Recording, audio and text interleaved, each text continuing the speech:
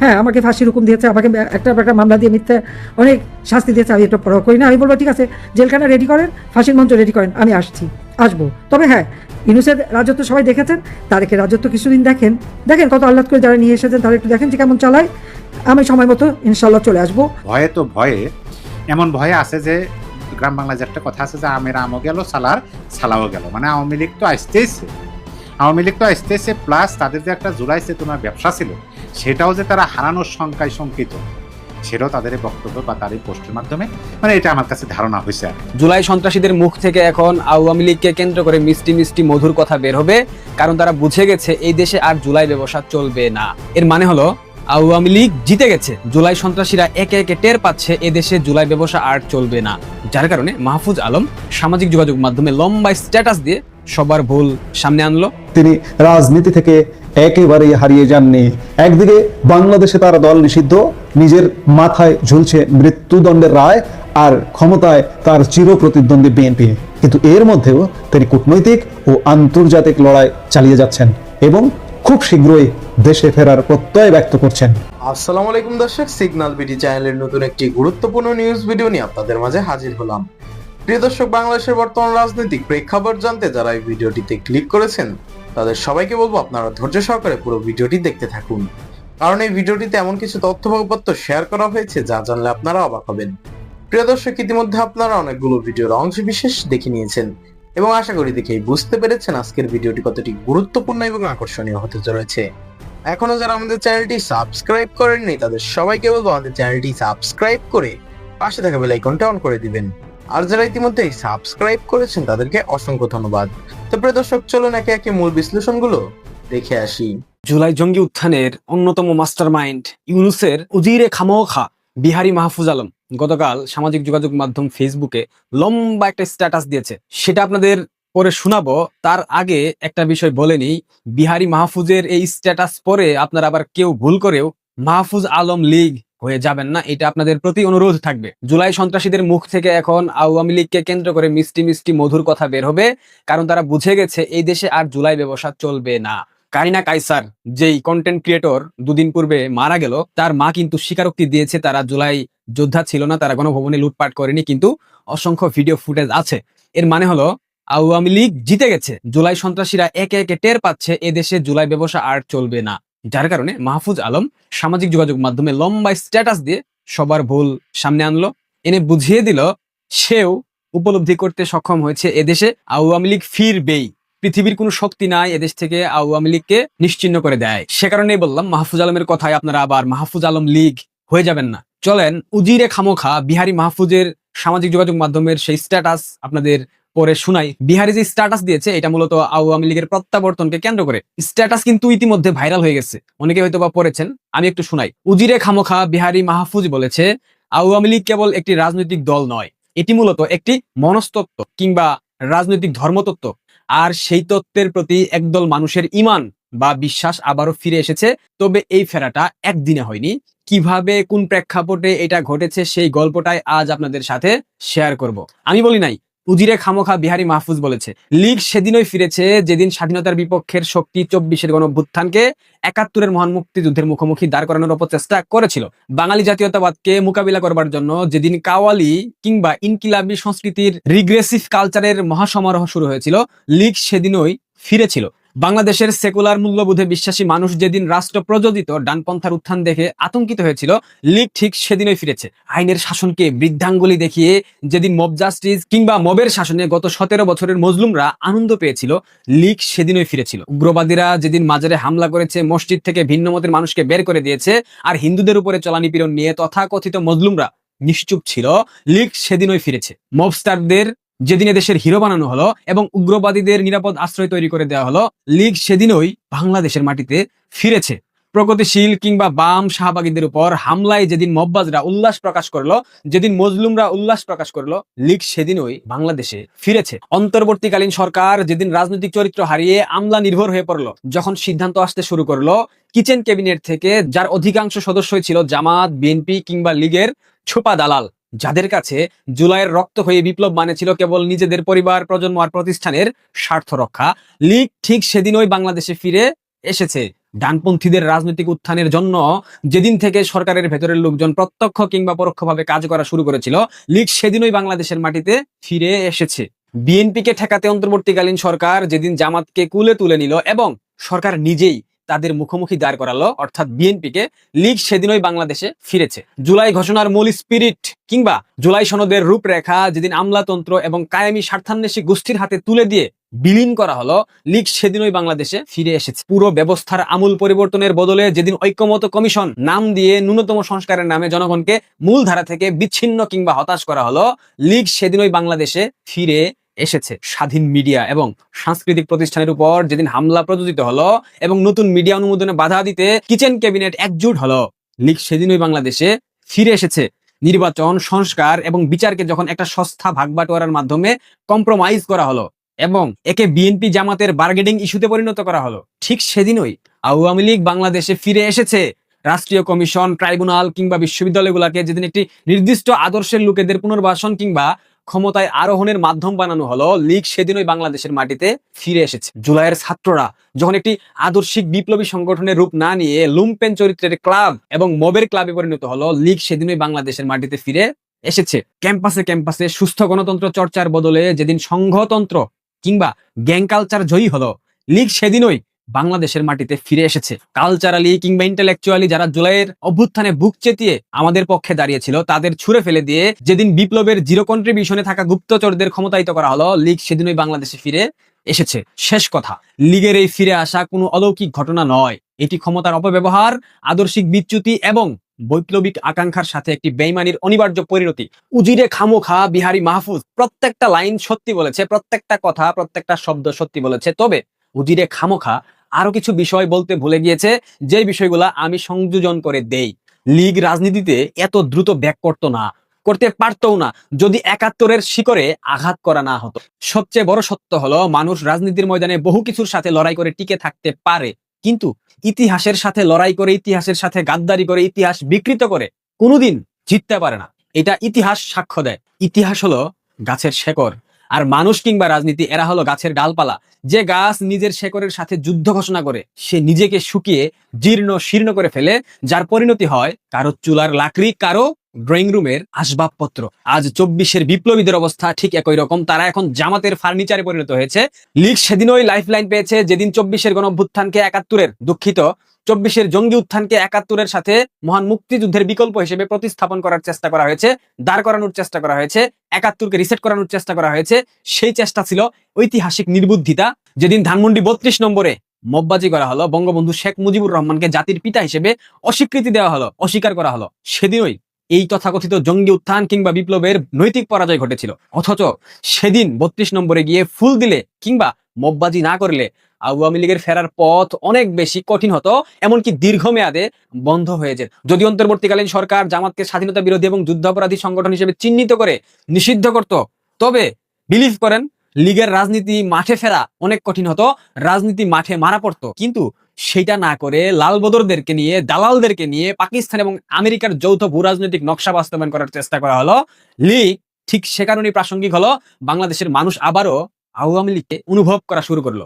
রাজনীতিতে জয়ী হয়ে যখন মুক্তিযুদ্ধের ভাস্কর্য একের পর এক ভাঙা হলো, মুক্তিযোদ্ধাদের গলায় জুতোর মালা পরানো হলো, তখন সাধারণ মানুষের মন মুহূর্তের মধ্যেই ঘুরে গেল, তারা আওয়ামী লীগকে অনুভব করা শুরু করলো। চট্টগ্রামে বীর মুক্তিযোদ্ধা মঈনুদ্দিন খান বাদলের কবরে যেভাবে আগুন দেওয়া হয়েছিল, সেটা কোনো সভ্য মানুষ তো দূরের কথা, ২০০০ বছর আগের কোনো বর্বর সমাজও করতো না। এই আদি যুগের প্রতিক্রিয়া মানুষকে রীতিমতো বুঝিয়ে দিয়েছে সংস্কারের নামে আসলে বাংলাদেশে কি চলছে, কি হচ্ছে। বাংলাদেশের স্বাধীনতা, সার্বভৌমত্ব, বাংলাদেশের হাজার বছরের ইতিহাস, বাংলাদেশের মুক্তিযুদ্ধকে চিরতরে নিশ্চিহ্ন করার এক ভিন্ন প্রচেষ্টা বাংলাদেশে হচ্ছে, যেটা করছে এই ২৪-এর জুলাই জঙ্গিরা, এই জামায়াত ইসলাম। প্রতি পদে পদে, প্রতি মুহূর্তে বাংলাদেশের মানুষকে বোঝানো হয়েছে এরা ৭১ বিরোধী, এরা স্বাধীনতা বিরোধী, এরা বাংলাদেশ বিরোধী। আরো সোজা বাংলায় বললে, মববাজি করে যেদিন ধানমন্ডি ৩২ নম্বর গুড়িয়ে দেওয়া হলো, ২৪-এর মাস্টার মাইন্ডরা নৈতিকভাবে হেরে গিয়েছিল পিনাকি এবং ইলিয়াসের প্ররোচনার মাধ্যমে। আওয়ামী লীগ হয়তো ফিরতো, কিন্তু তা হতো অনেক অনেক দিন পরে, যদি তোমরা মববাজরা দেশ শাসনে চরমভাবে ব্যর্থ হতে। তোমরা চরমভাবে ব্যর্থ হয়েছ এবং সেই ব্যর্থতা অতি দ্রুত বাংলাদেশের মানুষ দেখতে পেয়েছে, যার কারণে আওয়ামী লীগ ফিরে এসেছে। যাদের কাঁধে ভর দিয়ে তোমরা দেশ শাসন করতে গেছো, তাদের যে মধ্যযুগীয় আদর্শ এবং মানসিকতা, সেটা কোনো আধুনিক রাষ্ট্র, অর্থনীতি কিংবা সমাজ ব্যবস্থার সাথে সামঞ্জস্যপূর্ণ নয়। এটা বুঝতে তোমরা ভুল করেছিলে। 1400 বছর আগের কোনো জ্ঞান কিংবা দৃষ্টিভঙ্গি দিয়ে একবিংশ শতাব্দীর একটি রাষ্ট্র, একটি আধুনিক রাষ্ট্র চালাতে গেলে সেটা মাঠে মারা পড়বে। বাংলাদেশের ক্ষেত্রেও ঠিক একই হয়েছে। 1400 বছর পূর্বের সেই ঘুণে ধরা চিন্তাধারা দিয়ে বাংলাদেশ নামক রাষ্ট্র পরিচালনা করা যাবে না, এটা বুঝতে তোমাদের অনেক বেশি দেরি হয়ে গেছে। আওয়ামী লীগ কোনো অলৌকিক শক্তিতে বাংলাদেশে ফিরেনি, তারা ফিরেছে কারণ তোমরা ইতিহাসের সাথে যুদ্ধ করতে গিয়েছিলে। ইতিহাস তার প্রতিশোধ নিয়েছে, শেকড় কেটে তোমরা আজ ছিটকে পড়েছ। আজ ক্ষমতা টিকিয়ে রাখতে গিয়ে তোমরা পরিণত হয়েছ জামাতের ড্রয়িং রুমের আসবাবপত্রে। কেমন লাগছে উজিরে খামোখা মাহফুজ আলম? শেখ হাসিনার চ্যালেঞ্জ তারেক রহমান সরকারের সামনে মস্ত বড় পরীক্ষা। কেন পরীক্ষা, কেন চ্যালেঞ্জ? তারেক রহমান সরকার 3 মাস বয়সী সরকার, 4র্থ মাস চলছে। আপনি সরকারের চেহারাটা যদি দেখেন, এই সরকারটা চরম দুর্বল একটি সরকার। ইউনূস সরকারও দুর্বল সরকার ছিল, তারেক রহমান সরকার যেন আরো দুর্বল। আমি যদি শেখ হাসিনা সরকারের সাথে তুলনা করি, তাহলে তুলনা বিচারে তারেক রহমান সরকার মোটেই শক্তিশালী সরকার নয়। শেখ হাসিনা সরকার ছিল প্রতাপশালী সরকার। সেই সরকার কিন্তু ষড়যন্ত্রের ফাঁদে পড়ে পতন ঘটেছিল 2024-এর অগাস্ট মাসে। সেই বিচারে তারেক রহমান সরকার যে কোনো মুহূর্তে বালির বাঁধের মতো ভেঙে পড়তে পারে। তারেক রহমান সরকারকে যে সাপোর্ট দেবে যারা, প্রশাসন, পুলিশ, আর্মি। পুলিশের কথা যদি বলেন, তারেক রহমান সরকারের পক্ষে পুলিশ নেই। পুলিশ তারেক রহমান সরকারকে পাহারা দেবে না। কেন দেবে না? আপনারা জানেন, এই আলাপগুলো বারবার টান না করি, আলাপ দীর্ঘ হয়ে যায়। আর্মিতেও কমপক্ষে 70% মানুষ তারেক রহমান সরকারকে আসলে পাহারা দেবে না। যে কোনো সময় রাইফেলের গুলি অন্যদিকে ঘুরে যেতে পারে। প্রশাসনও সব এই যে যাদের কথা বলছি, তারা নীরবে আছে, নীরবে চুপচাপ পরিস্থিতি পর্যবেক্ষণ করছে। যে কোনো সময় পরিস্থিতি ঘুরে যেতে পারে। প্রশাসনের ক্ষেত্রেও ঠিক তেমনটা, যে 70% মানুষ, মানে সোজা কথা আমি যদি বলি, পুলিশ বলি, প্রশাসন বলি, আর্মি বলি, 30% তারেক রহমান সরকারকে সুরক্ষা দেওয়ার চেষ্টা করবে, কিন্তু বাকি 70% সব বাহিনী থেকে শুধুমাত্র সময়ের অপেক্ষায় অপেক্ষমান। এই জন্যই বলছি যে তারেক রহমান সরকারের সামনে মস্ত বড় পরীক্ষা। আর অন্যদিকে শেখ হাসিনা একের পর এক বিস্ফোরক সাক্ষাৎকার দিচ্ছেন। গতকালকে 3টি ভারতীয় প্রভাবশালী গণমাধ্যমে সাক্ষাৎকার দিয়ে তোলপাড় ফেলেছেন। আমরা এই মুহূর্তে আলাপ করব তার গতকালের 2 দিন আগে 17 মে শেখ হাসিনার স্বদেশ প্রত্যাবর্তন দিবসে শেখ হাসিনা তার নিজস্ব ফোরাম, নিজস্ব প্ল্যাটফর্ম, আওয়ামী লীগের অফিসিয়াল ফেসবুক এবং ইউটিউবে যুক্ত হয়েছিলেন ভার্চুয়ালি, এবং ভার্চুয়ালি যুক্ত হয়ে তিনি বক্তব্য দিয়েছেন। সেই বক্তব্যে তারেক রহমান সরকারকে বেশ কিছু চ্যালেঞ্জ দিয়েছেন, এবং এই সভায় তিনি অত্যন্ত স্পষ্ট ও দৃঢ় কণ্ঠে দ্রুত দেশে ফেরার বড় অঙ্গীকার ব্যক্ত করেছেন। শুধু তাই নয়, এই ভার্চুয়াল সভা থেকে তিনি বর্তমান তারেক রহমান সরকারের উদ্দেশ্যে ছুড়ে দিয়েছেন বেশ কিছু চ্যালেঞ্জ, যা দেশের রাজনৈতিক মহলে নতুন করে সুনামির সৃষ্টি করেছে। দর্শক, আসুন বিস্তারিত জেনে নেওয়া যাক শেখ হাসিনার সেই আলোচিত চ্যালেঞ্জগুলো কি। আপনারা যদিও ইতিমধ্যেই জানেন, তার বক্তব্য শুনেছেন, তারপরেও আমরা একটু চ্যালেঞ্জগুলো দেখে নিতে চাই। শেখ হাসিনা তার বক্তব্যে জেলখানা প্রস্তুত করতে বলেছেন। তিনি চ্যালেঞ্জ ছুড়ে দিয়ে বলেছেন, তিনি দেশে ফিরলে তাকে কোন জেলে রাখা হবে তা যেন আগে থেকেই প্রস্তুত করা হয়। তিনি যে কোনো পরিস্থিতি মোকাবেলায় প্রস্তুত। ফাঁসির মঞ্চ প্রস্তুত করতে বলেছেন। তিনি অত্যন্ত স্পষ্ট করে বলেন যে তিনি জানেন তার মৃত্যুদণ্ডের সাজা হয়েছে, আর তাই তিনি দেশে ফেরার আগে তার জন্য যেন ফাঁসির মঞ্চ তৈরি রাখা হয়।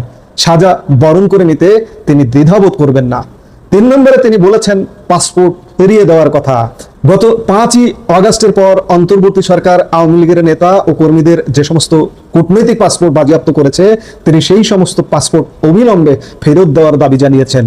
4 নম্বরে তিনি তার জন্য বিমান পাঠাতে বলেছেন। তিনি মনে করিয়ে দেন যে 2024 সালের 5ই আগস্ট পরিস্থিতির চাপে বাংলাদেশ বিমান বাহিনীর যে বিমানটি তাকে নিরাপদে দিল্লিতে পৌঁছে দিয়ে এসেছিল, ঠিক সেই বিমানটি যেন তাকে সসম্মানে ফিরিয়ে আনার জন্য পুনরায় দিল্লিতে পাঠানো হয়। এখন প্রশ্ন হচ্ছে, শেখ হাসিনা হঠাৎ কেন এই সময়ে দেশে ফেরার জন্য এতখানি মরিয়া হয়ে উঠছেন? তিনি পত্রিকায় সাক্ষাৎকারে বলছেন, দলের ভার্চুয়াল সভায় বলছেন। তিনি কি শুধু বলার জন্য বলছেন? না, তিনি দেশে ফিরবার ইতিমধ্যে প্রস্তুতি শুরু হয়ে গেছে। শেখ হাসিনা নিজেই ভার্চুয়াল সভায় এর কারণ ব্যাখ্যা করেছেন। তিনি জানান যে বিভিন্ন নির্ভরযোগ্য সূত্র এবং বিশেষ করে দলের তৃণমূল স্তরের নেতা কর্মীদের সাথে নিয়মিত কথা বলে তিনি দেশের বর্তমান পরিস্থিতি সম্পর্কে পুঙ্খানুপুঙ্খ জানতে পেরেছেন। সাবেক প্রধানমন্ত্রী হিসেবে তিনি দেশের এই অস্থিতিশীল পরিস্থিতি কোনোভাবেই মেনে নিতে পারছেন না, এবং তিনি আর এক মুহূর্ত দেশের বাহিরে থাকতে চান না। তিনি দেশের বর্তমান কয়েকটি বড় ও জটিল সমস্যার কথা বিশেষভাবে উল্লেখ করেন। প্রথমত, তিনি উদ্বেগ প্রকাশ করে বলেন যে দেশের শিশুরা বর্তমানে হামের টিকা না পেয়ে মারা যাচ্ছে এবং গোটা টিকাদান কর্মসূচিতে এক চরম অস্থিরতা বিরাজ করছে। দ্বিতীয়ত, বাজারে নিত্য প্রয়োজনীয় জিনিসপত্রের দাম আকাশ ছোঁয়া হয়ে দাঁড়িয়েছে এবং দেশের সামগ্রিক অর্থনৈতিক বেহাল দশা সাধারণ মানুষের জীবনকে বিপর্যস্ত করে তুলেছে। তৃতীয়ত, দেশের আইন শৃঙ্খলা চরম অবনতি ঘটেছে এবং একই সাথে সংখ্যালঘুদের ওপর নানাবিধ নির্যাতন এবং তাদের বর্তমান দুর্দশার চিত্র তাকে ব্যথিত করেছে। নিজের দেশ ত্যাগ করা এবং 5ই আগস্টের ঘটনা প্রবাহ নিয়ে শেখ হাসিনা সবাই অত্যন্ত গুরুত্বপূর্ণ কিছু কথা বলেছিলেন। তিনি উল্লেখ করেন যে তিনি নিজে কখনো দেশ ত্যাগ করতে চাননি, কিন্তু 5ই আগস্ট পরিস্থিতি এমন রূপ নেয় যে তার নিরাপত্তা রক্ষীরা তার জীবন রক্ষার্থে তাকে দ্রুত দেশের বাইরে নিয়ে আসেন। এই সংকটের মুহূর্তে তার জীবন বাঁচানোর জন্য তিনি তার নিরাপত্তা রক্ষীদের প্রতি গভীর কৃতজ্ঞতা প্রকাশ করেন। এছাড়া শেখ হাসিনা ও তার দল আওয়ামী লীগ 5ই আগস্টের ঘটনাকে কোনো সাধারণ বা স্বতঃস্ফূর্ত গণ অভ্যুত্থান হিসেবে মানতে নারাজ, বরং তারা এটিকে সুপরিকল্পিত সরকার বিরোধী চক্রান্ত বা মেটিকুলাস ডিজাইন হিসেবে পরিষ্কারভাবে আখ্যায়িত করছেন। এর পাশাপাশি তিনি দলের কর্মীদের পাশে দাঁড়িয়ে আরো বলেন যে পরিস্থিতির চরম চাপে পড়ে যে সমস্ত আওয়ামী লীগ নেতা কর্মী জীবন বাঁচাতে দেশ ছাড়তে বাধ্য হয়েছেন তাদেরকে কোনোভাবেই আইনের দৃষ্টিতে পলাতক আসামি বলা যায় না। আমরাও সেটি বলতে চাই। শেখ হাসিনার এই দৃপ্ত কণ্ঠের বক্তব্য এবং নিজের ফাঁসির সাজা হাসি মুখে বরণ করে নেওয়ার এই সাহসী ঘোষণা বাংলাদেশের রাজনৈতিক মহলে এক বিশাল আলোড়ন ও শোরগোল তৈরি করেছে। তবে এই প্রকাশ্য চ্যালেঞ্জের পর এখন পর্যন্ত বাংলাদেশ সরকার বা বিএনপি আনুষ্ঠানিকভাবে কোনো জবাব দেয়নি, কিন্তু নেপথ্যে কিছু আলোচনা অবশ্যই চলছে। যেমন তারেক রহমানের একজন উপদেষ্টা তার ব্যক্তিগত মতামত জানিয়েছেন গতকাল। দেশের নাগরিক হিসেবে শেখ হাসিনারও ন্যায় বিচার পাওয়ার পূর্ণ অধিকার রয়েছে। তিনি যদি দেশে ফিরে আসেন তবে তিনি উচ্চ আদালতে আইনি প্রক্রিয়ায় আপিল করতে পারবেন, অর্থাৎ ইনসাফ করা হবে, এমনটাই বলেছেন গতকাল তারেক রহমানের উপদেষ্টা জাহিদুর রহমান। তবে শেখ হাসিনাকে দেশে ফিরিয়ে আনার ক্ষেত্রে রয়েছে গভীর আইনি ও কূটনৈতিক জটিলতা। আন্তর্জাতিক আইন এবং জাতিসংঘের সুনির্দিষ্ট গাইডলাইন বা নীতিমালা অনুযায়ী কোনো আসামিকে অন্য কোনো দেশে হস্তান্তর করার আগে অত্যন্ত গুরুত্বের সাথে বিবেচনা করা হয় যে সেখানে তার জীবনহানির কোনো ঝুঁকি বা বিনা বিচারে শাস্তির সম্ভাবনা রয়েছে কিনা। যেহেতু শেখ হাসিনার ক্ষেত্রে এই জীবনহানির ঝুঁকি অত্যন্ত স্পষ্ট, তাই ভারত সরকার চাইলেই তাকে হুট করে বর্তমান বাংলাদেশের হাতে তুলে দেবে না। প্রিয় দর্শক, ইতিমধ্যে আপনারা আমাদের পুরো ভিডিওটি দেখেছেন। ভিডিওটি দেখে কি জানলেন এবং বুঝলেন অবশ্যই আপনাদের মূল্যবান মতামতটি আমাদের কমেন্ট বক্সে জানাতে ভুলবেন না। এখনো যারা আমাদের চ্যানেলটি সাবস্ক্রাইব করেননি তাদের সবাইকে বলবো আমাদের চ্যানেলটি সাবস্ক্রাইব করে পাশে থাকা বেল আইকনটা অন করে দিবেন এরকম নিত্য নতুন প্রতিদিন গরম গরম নিউজ আপডেট পেতে। ধন্যবাদ সবাইকে।